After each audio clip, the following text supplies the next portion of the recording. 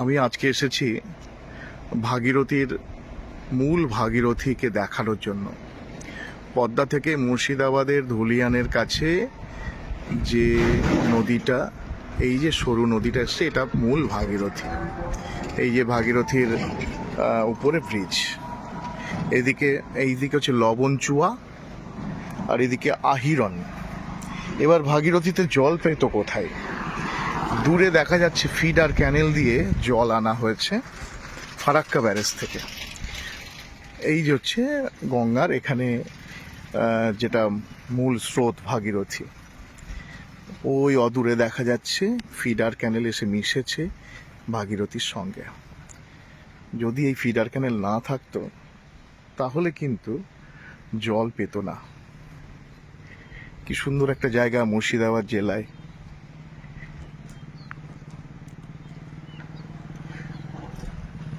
ভাগীরথীর সরু অংশের সঙ্গে মিশেছে ফিডার ক্যানেল দূরে।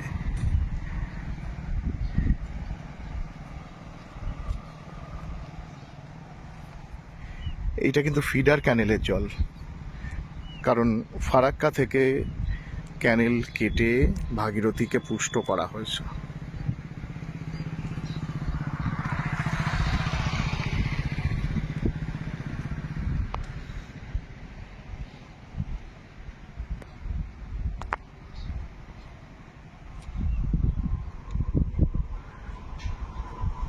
বিরাট বড় চড়া পড়ে গেছে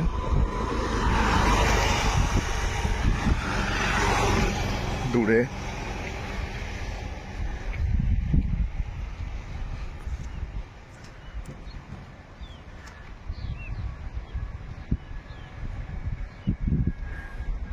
এখানে আসা একটু হ্যাপাই আছে। মুর্শিদাবাদের বহরমপুর থেকে বাসে করে ফারাক্কার দিকে আসতে হয়, নিমতিতা রাজবাড়ির কাছাকাছি অংশ। ধন্যবাদ।